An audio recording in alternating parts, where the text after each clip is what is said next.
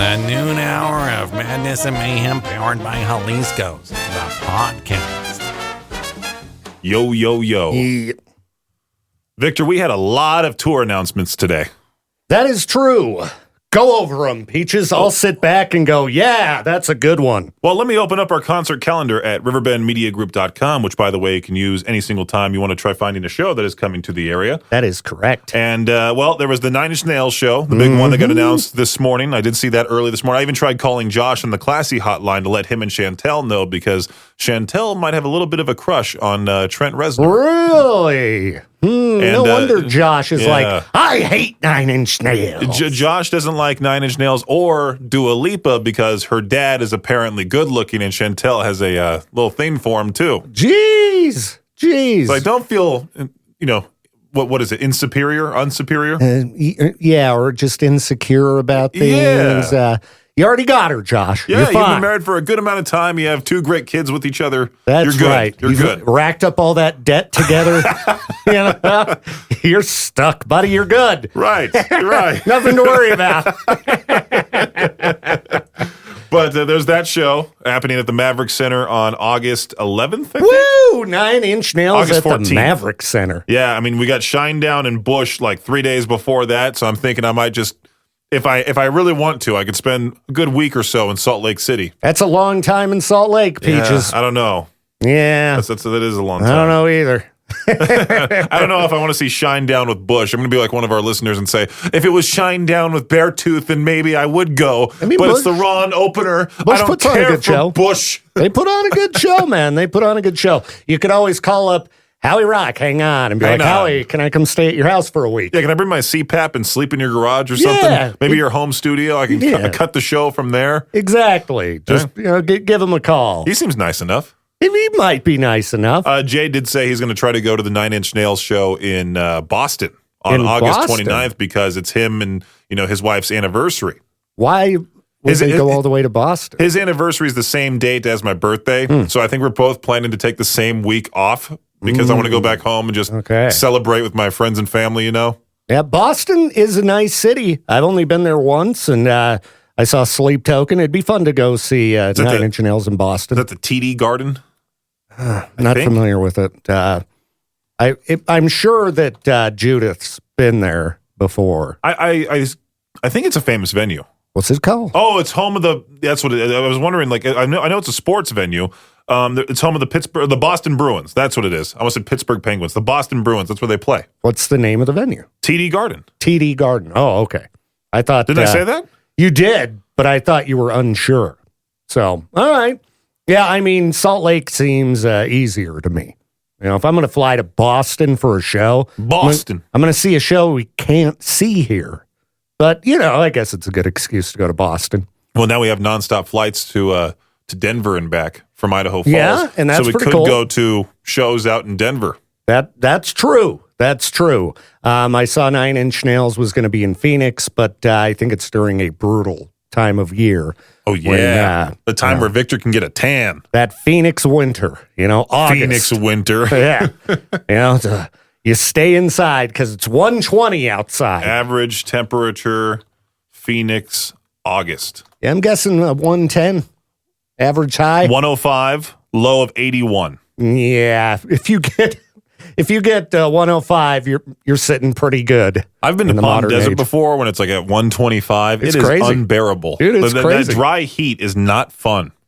But it's not as bad as the humid heat. It's not, but still, I mean, when you're sitting it's there 120, like it's at really 9 p.m. and you're sweating eating a cheeseburger because it was during COVID when I was there. Oh, yeah. And we had to sit outside because, the sickness could get inside. Oh. And I'm sweating. I got chopped chilies on my burger, so it's spicy. And I'm looking like an idiot, just a big fat sweaty mess outside. Yeah. My ex is wiping me off. And I'm just like, it is weird chowing down on this burger. It is weird being in those places where it could be midnight and you crack the car window and it feels like you're in an oven. Right. The desert's pretty brutal, man. Yeah. Pretty brutal. I don't think I'd book a concert vacation in Phoenix or Vegas that time of year. Yeah. Well, there's the Nine Inch Nails show. What else is there? There was 25 years of Bayside that I told Josh Tyler of Classy 97 about as well, and he was jumping for joy in there. Yeah, I quickly yelling, "I love Bayside! I love Bayside!" You know, he was going nuts. Didn't he go see them a while ago with Jade? He did. He's never been to the Depot. That's where they're performing.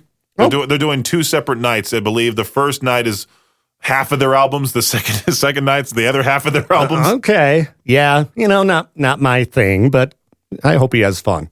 I just like saying that Josh does stuff, even though he doesn't. I think Josh is going to a Broadway show this weekend, as a matter of fact. Down in Salt Lake. Oh, I know which one you're talking about. Yeah. That's going to be a fun one. I've seen it That's twice. one I would go to. And it's excellent. It's amazing. I was watching, I saw some sort of thing about how Jake Gyllenhaal warned Josh Gad about not performing in that specific Broadway musical because it's a little too raunchy or explicit or out there. Yeah, Josh Gad ended up just fine. I think he did pretty well for himself. I think he did very well for himself. Especially with that Olaf role. That very tiny Olaf role. Yeah, those movies were only a tiny bit popular. Frozen. Yeah, I think Josh Gad's okay. Well, there's that one, and then there's, what else was there today? There was something else, too. All I saw was 9 Inch Nails that got me excited. Oh, Obituary as well. Oh, that's right. And I might want to hit that one up since my homie Charlie's their lighting guy. I think I've met him before. I think he did a show. You probably met him. Did he do the Royal Bliss show at the? I bet at Hurricanes. Yeah, he gets up here for Royal Bliss stuff. He's a good dude, my homie. I feel bad. I want to talk to him about Meshuggah's lighting guy because I want to know what's it like to be Meshuggah's lighting dude. Every single YouTube video, their lighting's going crazy to the beat of the songs. I've actually talked to Charlie about Meshuggah's lighting. Have you? And a lot of lighting guys are not a fan of Meshuggah's lighting because it's. I can only imagine why. It's nonstop, relentless, and they're like, no, you got to create the mood, but it works perfect with Meshuggah's music. It does. Because the guy knows the songs and he's in time with them, and it's really crazy. So Meshuggah, I think if I don't go to Meshuggah in Boise, my friend Nick might no longer be my friend. He's been very adamant I have to come there. I mean, April 6th, that is it's a Sunday, right? It's a Sunday. So it's and doable. The show in Salt Lake City is the Saturday. Yeah. You should just go to that one. Yeah, it's closer too. I can stay at Nick's house for free in Boise. Oh, so he lives over there. I thought he lived here. No, he lives in Boise. So I mean, I would love to go to that show too, but so much stuff is going on in April. I'm already planning my spring trip back home. I was telling Jade about it because he was like, are you coming back home anytime soon? I'm like, well, right now there's the scorched earth, fires galore. Another one just started in Riverside County. Oh, great. And then, there's the massive sewage spill in Laguna Beach. So if I went down south, you would just get a big stink. Right. I'm not doing a cannonball into that. Yeah, I saw it. Well, we can bring up this story in a minute. Yeah. We'll tie it into that. But sure, if you want to go to any concert coming to the area that has been announced, make sure to go check out the concert calendar at riverbendmediagroup.com/calendar. I've done a great job keeping it updated. Victor, say your signature phrase. Way to do your job. There we go. Welcome to the noon hour of madness and mayhem, powered by Jalisco's. I am Peaches. I'm Victor Wilt. Peaches, you were talking about Laguna Beach, which was tainted by, 500 million gallons? No, 500,000 gallons. 500 million gallons would just That's absurd. That'd be a lot for Southern California. 500 million gallons of human waste. And I was talking about it with Jade, too, in that meeting. I can only imagine the uppity-uppities of Laguna Beach, especially like Newport Beach. If those people travel out to Laguna, they want, I'm going to go swimming. Oh, what is that stench? Those uppity Californians. Why is the beach a darker brown color than I remember? Get those people to clean it up this instant. I want to swim. Well, when you've been out on the beach, have you ever seen mysterious tarry balls? I know what you're talking about. On the beach. I know what story this is about. I have not seen these tarry balls. Giant Boba looking balls. Is that what you're talking about? Yeah, they're about? just like balls of black sludge. Ugh. And, I'm sure my friend Matt would go poke at one. Let me pick it up and throw it at Jose. Yeah, if you see a ball of sand on the beach, don't pick it up. Most people, because they'll roll in the sand with the waves, so they look like a sand-covered ball of black goo. A miniature version of what Target has outside their store. Except it's black colored. It's black and on the inside. Has some sand on it. We watched that video a while back. So it looks like Boba. I guess Boba's a variety of colors, though. These are black. Usually sludge. Boba's black.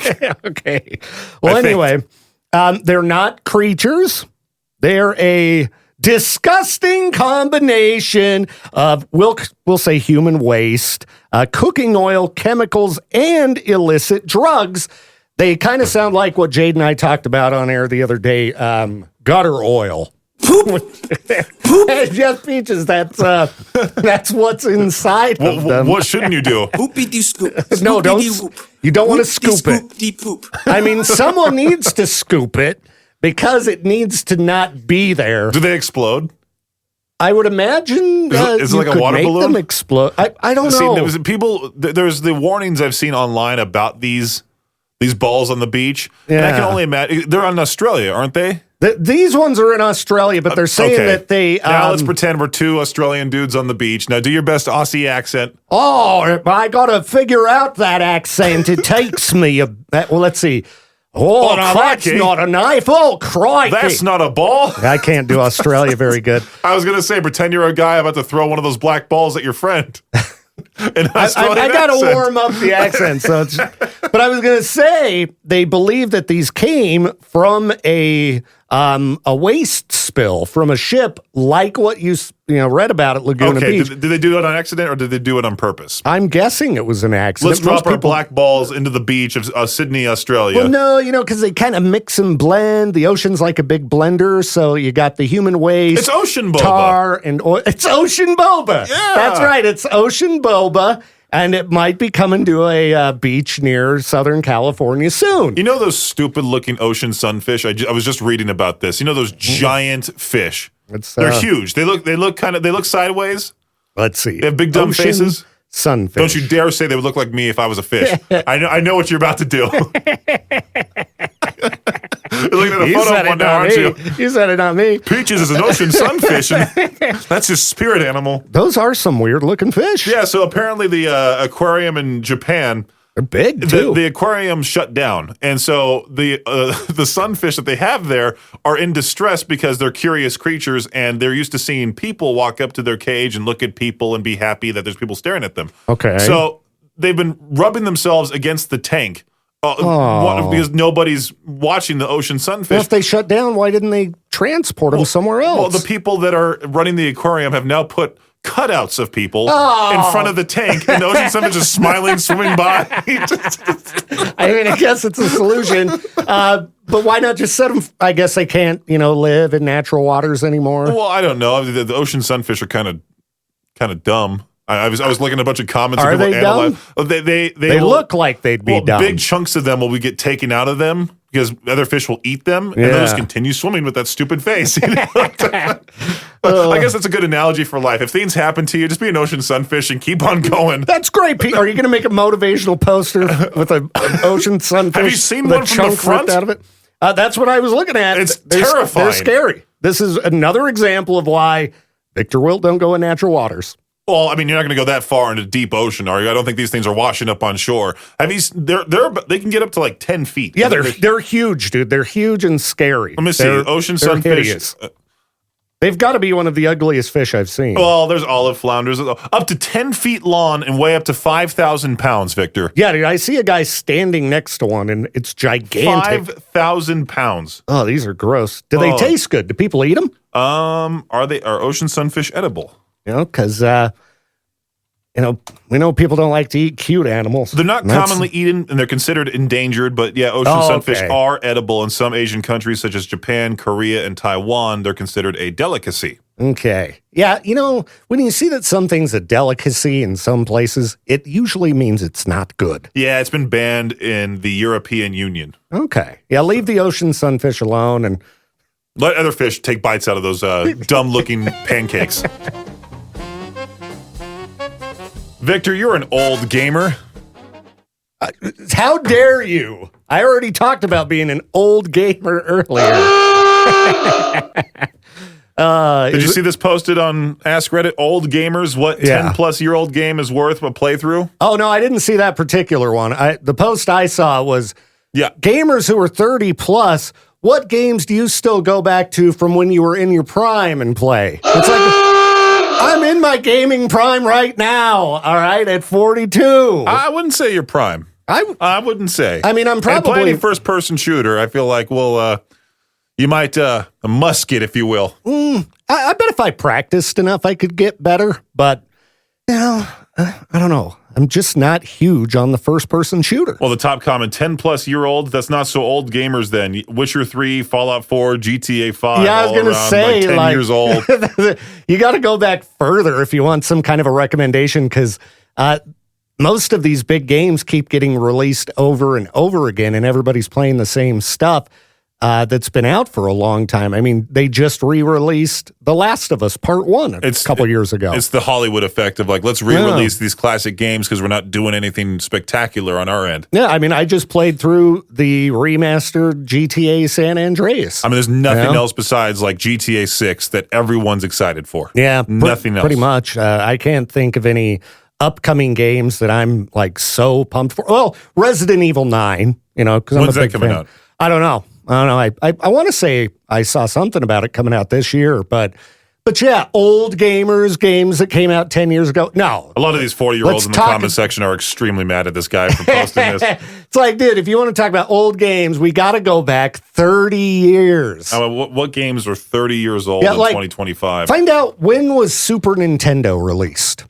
I bet it's older than I think. When was the Super Nintendo system released? In 2025, games like Chrono Trigger, Front Mission, Mega Man 7, Mortal Kombat 3, and Super Bomberman 3 will be celebrating their 30th anniversary. Oh, geez. As they were released in 1995. Wow. Mortal Kombat 3? Time Crisis, Twisted Metal. Yeah, see. Tekken 2, Command and Conquer. So, yeah, those are old games, I would say, at this point. And to me, they're not even like super old. When I think of old games, I think of Atari. Back in my day, we had it was a controller that had a joystick and one button, and it worked just fine. Jeez, I'm looking at games that are 20 years old. Yeah, I bet they're... Battlefield 2, Diablo 2, Star Wars Battlefront 2. Yeah. See, a lot of these were during a period when I wasn't really doing a lot of gaming because I had young, like, little babies. Conquer, Live and Reloaded. I don't remember Live that. and Reloaded? Yeah, I don't remember that. That was during my gaming... I don't know, the spell with no games. I don't know what I'm supposed to call it there, but there was a good chunk of time I didn't do any gaming. And it was right around a little while after the GameCube came out till, sometime after PlayStation 3 had been out. That's for when quite I a while. started, was GameCube, and then went to PlayStation 3. My parents bought me at the day it was released and, got it to me for Christmas, and sure enough, I'm like, can I switch to Xbox? A year later, because all my friends are on Xbox. I had one guy that was on PlayStation 3 with me. We just hung out. That was it. Yeah, I had a PlayStation 2, but they were kind of crappy systems. Hot take. Yeah. No, I mean, there were good games, but the system itself, it stopped working. Like, was it the Xbox One that had the red ring of death? No, that was the 360. The 360. Yeah. Okay. The Series X, I think, is probably one of the worst ones with the disk drive not working and you mentioned that, things like that. I was just talking to a listener about that. It would cost at least like $100+ to get it replaced. Wow. They would have to rip the whole thing apart, and then they potentially could ruin the system if it if they decide to replace it, put a new one in. It could ruin the entire thing. This just reminded me of something we talked about the other day relating to Xbox. You were talking about the Game Pass. Yes. And how people with Xbox, they're just not buying games. People shouldn't be buying games, especially at these ridiculous prices. If they're trying to push for GTA 6 to be $80 to $100, nobody's going to buy that at full price for the most part. I mean, I shouldn't say no, but there's going to be a few hardcore idiots out there that go like, I'm buying it, I'll do it. $80? You don't think people will buy GTA 6? $80 is so much money. I don't care how rich you are. $80 is a lot of money. It is a lot of money, but I guarantee it will sell like hotcakes at $80. Well, but it still won't sell as well as it should if it was selling for $40 or $50. It's like going back to the whole band T-shirt argument. If you're a band that's trying to sell an $80 hoodie, and I'm a band that's same success as your band, and I'm selling my merch for $40 for hoodies, $20 for T-shirts, I bet I could sell a whole lot more compared to that person who's trying to sell them for $80. Like if Red Dead 2 came out today, I'd pay $80 for it if it was brand new. I wouldn't. I'd be like, all right, Game Pass in a couple months. We talked about Mortal Kombat 3 a little bit ago. I've shown you the receipt. I bought that for that wasn't $80 $70 though. $70. I thought it was $49.99. It was $70. Let me look at this. $69.99. I posted the receipt on I think on the gaming subreddit. I searched Victor Wilt Mortal Kombat, on Facebook. Yeah, search it on Reddit. All one word, Victor Wilt, and then Mortal Kombat. I might be able to bring it up in my my posts, but it might have been $80, but I know it was at least $70. I'm not seeing it. All right, hang on, buddy. I'm gonna find it for you. Because I even tried finding it on Facebook. Because I remember the post. I don't know if you posted it on your actual page or the other page that you had it for a little while there. My profile, my posts. I mean, it shouldn't be too hard for me to find because, okay, here it is, Peaches. Here's the image. It was $69.99. Okay. For Mortal Kombat 3. And that was on, because it's got the date on here, December 13th, 1995. Full price for a game back in 1995. Yeah. I mean, Earthbound cost $100 when it came out. A full price game would typically cost around $50 in 1995. This was the standard price point during the PlayStation 1 era where the cost of producing games on CD-ROMs was lower compared to earlier cartridge-based systems. Yeah, so things went down a bit for PlayStation because everything switched to discs. But games now are, for the most part, digitally downloaded. There's no physical media involved. There's nothing. Why are they still expensive? I wouldn't pay $80 for a digital copy of Red Dead 2, but knowing how much time I got out of Red Dead 2 and the amount of gameplay time, like even if you play it and just rush through it, it's still like, what, 50, 60 hours? But you didn't know that going into the game. No. You just assumed Rockstar would do something like that. So having played San Andreas, which has about a 40-hour playtime or something, I mean, there are games that cost $50 that the play time's like 7 hours. Right, yeah. So, yeah, I'd have no problem paying $80 for even San Andreas, you know, if it were to come out today. You know, just because of how expensive games used to be. But GTA still, 6? I would not pay any $80? For me, even $30, I don't pay that for any game. I just get Game Pass or wait till the game gets cheaper and then get the game. But GTA 6 is not going to be on Game Pass. No, it's not. You know, they're going to try their best to sell it because Rockstar hasn't produced a game in it's 12, 13 years. Yeah, and I mean, the cost to make the game, it was in the billions. Oh, yeah. So, yeah, they got to make their money, and I bet they will. And, you know, most games right now, I mean, there have been a lot of them that have gone up to $70. Which I was glad to see that we went towards the free model and then just microtransaction for a little while there. Yeah, but like Fortnite, like if you want to get a cool skin, you got to pay $20 for it. Yeah, and that led a lot of other people to follow suit. But yeah, you're not going to get. That's a different kind of game than a single player gameplay experience like, you know, GTA 5. You know, if you're into online gaming, that's a different world. And like with Fortnite, I could see that business model working, but it's a completely different world than GTA 6 will be. But I'd pay $100 for it. I would. Well, I'm not trying to say that they should, and I'm sure there'd be outrage, but I would. I know myself. I'd pay $100 for GTA 6. I feel like if you were to sell that game for a lower amount of money, just like the whole band T-shirt thing, I so bet I could sell a whole lot more band T-shirts. Like if I was Bad Omens and I'm like, you know what? For a week, let's all of a sudden charge $40 for the hoodies, $20 for the T-shirts, and you would see a lot of people who are, you know, lower income that are still fans of your band buy your merch. Yeah, Don't sucker them out of their cash and be D-bags about it. Yeah, I agree. T-shirts are pretty expensive, but it's like Shaq, you know, when he did the shoes at Walmart, made them cheap and millions of kids, you know. That's true. But again, totally different kind of worlds. Like if I had the choice between a $25 band T-shirt from Tool or a $100 GTA 6. No question, GTA 6. Me. I'm just saying, like, what? You know, I can wear a T-shirt every, few days or something. I don't know. I just think the value of what you get out of a Rockstar game, I think it's worth $100. Like I said, San Andreas, playing through it again compared to so many newer games that you do not get that kind of a lengthy gameplay.